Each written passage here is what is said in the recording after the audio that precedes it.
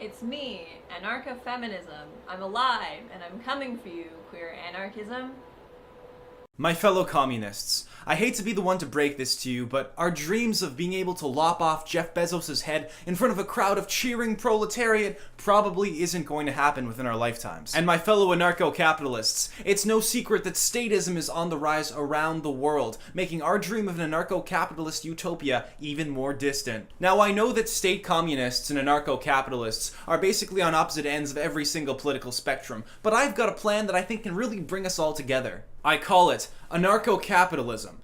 But we call the top 1% in a violent revolution at the end of every year. First, we create an anarcho-capitalist society. For those of you who don't know, in an anarcho-capitalist utopia, there would be no state. Everything would be decided by trade, and everything would be legal to trade. The only law would be a guiding principle of non-aggression. Now, communists, I see that I'm losing you, so let me get to your part. This is where you come in.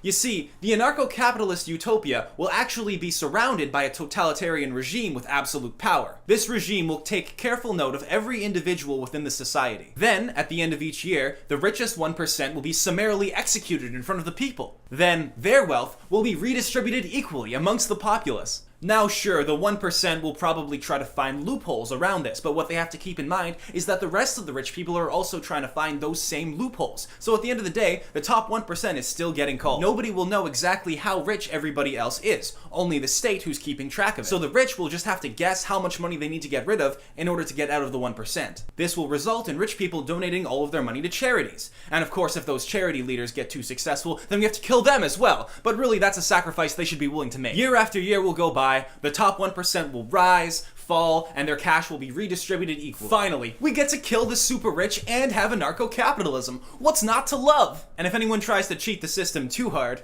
we'll just kill them. Finally, a perfect system that will unite all extremes. Why hasn't anyone hired me to write policy yet? I wanna kill the rich, not for you but for myself. I only wanna kill them cause I want all of their wealth. I want a revolution but nothing to really change. So let's kill Jeff Bezos and stay exactly the same. Seriously though, you're entitled to write a sci-fi story on that if you want. Recently, I attended a climate strike. It was a truly heartening experience. Tens of thousands of young people of proper breed marched with me to demand that our government get more power to deal with climate change, and I'm all for it. We let them know that our environment, emphasis on R, is worth protecting, and that governments across the world should be doing something about it. Except China, they're fine. However, there was something that made it extremely difficult for me to enjoy the strike, and that was this.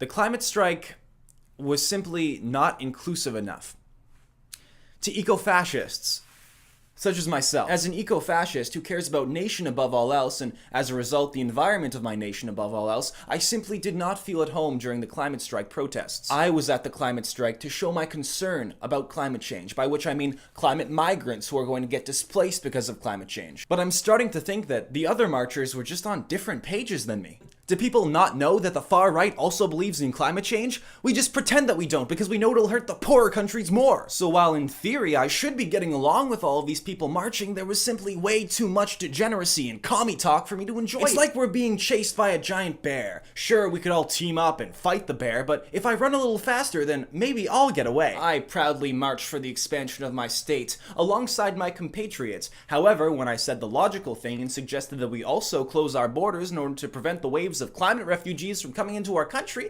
I really felt like I was disconnecting with people. Now sure, this is a global threat and we're gonna die too, but we get to watch all the poor countries die first. And that's a trade I'm willing to make. I beg you, make the climate strike be about what it always should have been about.